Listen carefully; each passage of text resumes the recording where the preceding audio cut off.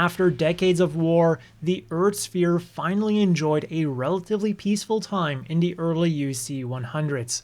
This would also lead to a reversal in mobile suit design philosophy.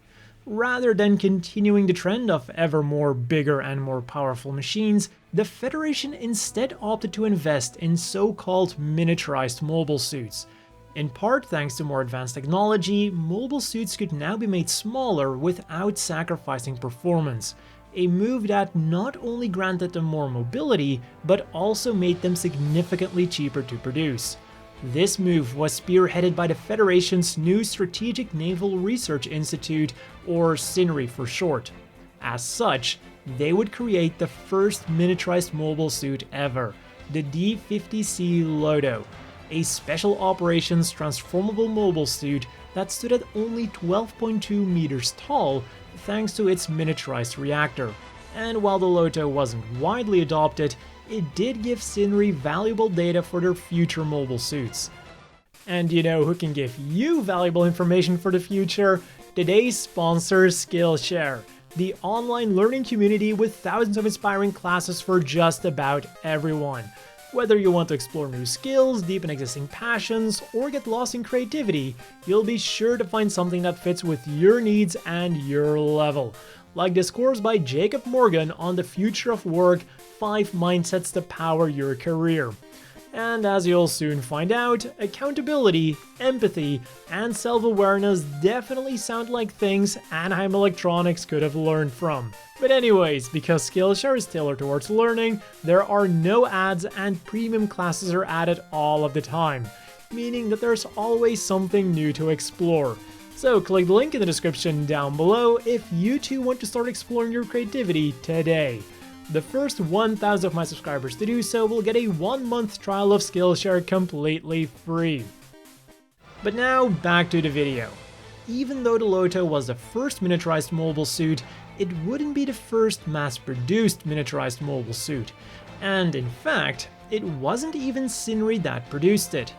This honor would instead go to Anaheim Electronics' RGM-109 Heavygun. How successful it was, though, depends on the source.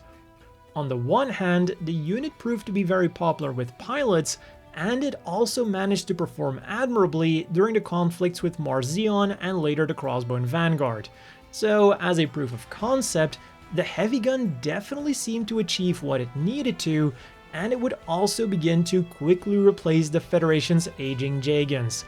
A line that, despite not being a direct successor, did heavily influence the design of the Heavygun, including even a reactor of the same type, but then built into the smaller frame of the Heavygun.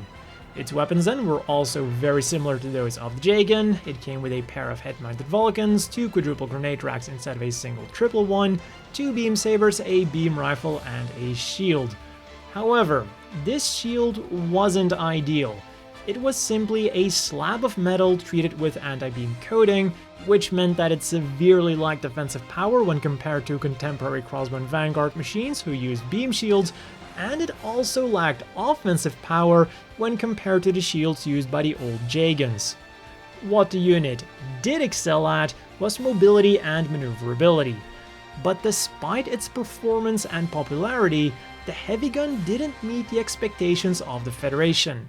This then caused the Federation Parliament to approve SINRI's request to begin developing mobile suits in-house again, triggering an arms race between SINRI and Anaheim Electronics. The first time that Anaheim's mobile suit monopoly was challenged, and they were apparently caught completely by surprise. While their MSA-120 was far from a bad design, it was completely outclassed by SINRI's new Formula series, of which the F90 was the flagship. In fact, they were so soundly defeated that not even their usual dirty political manipulation could land them a contract for the Federation's next-generation machine. Instead, they had to settle for an agreement that they could at least produce SINRI's mobile suits. Although, it is commonly said that this move was mostly done because SINRI themselves lacked the proper mobile suit production facilities. So really, the Federation was killing 2 birds with 1 stone. SINRI could actually produce their new toys, and Anaheim was kept happy just in case they would still be needed in the future. And while the Formula series as a whole is too broad to be covered in this video, the relevant machine that came out of it for this video was the F71 G-Cannon, a mass-produced artillery mobile suit that I believe most people will remember as that one mobile suit that provided backup for the Heavygun. However, while this was the role that it was mostly seen in, considering it as purely a support unit wouldn't be giving enough credit to the G-Cannon. The unit was a mass-produced version of the F70 Cannon Gundam and was actually able to outperform the Heavygun in all categories. In its standard configuration, it had more weapons and was better suited for suppressing rebellions, that being the Federation's main concern at that time. And by removing those giant machine cannons on the back, the G-Cannon was instantly transformed into a high-performance close combat mobile suit. So even in its intended role, the Heavygun was being outperformed by what mostly looked like an artillery machine. All of that being said though, it would seem that the Heavygun still made up the bulk of the Federation's forces before being phased out itself by the James Gun, another one of Anaheim's designs. This would then cause a large number of Heavyguns to enter the civilian market, including local militias.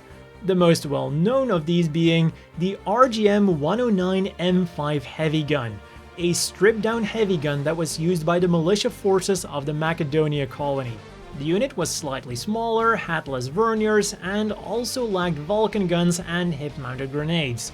On the bright side, because of these changes, the M5 was lighter than the base unit, and as a whole, the M5 also had a higher performance thanks to that lighter weight, upgraded main thrusters, and also a more powerful reactor. As its main weapon then, it now used a simplified version of the regular heavy gun's beam rifle. Unfortunately, these M5s would prove to be woefully inadequate on the battlefield of the UC-150s. By this time, the machine that had replaced the heavy gun was already replaced itself. So even though this thing was upgraded, it was still 2 generations behind. These M5s never stood a chance. But because that's all some militias could get their hands on, it shouldn't come as a surprise that variants of this flying coffin existed. One such unit being the Heavygun Texas specification, which was essentially the M5 but with a different chest grille and a machine cannon bolted onto the left shoulder. At least it could shoot a bit more before it got inevitably destroyed. But let's try to end this video on a high note, with the most powerful variant of the Heavygun, the Heavygun Full Equipment type.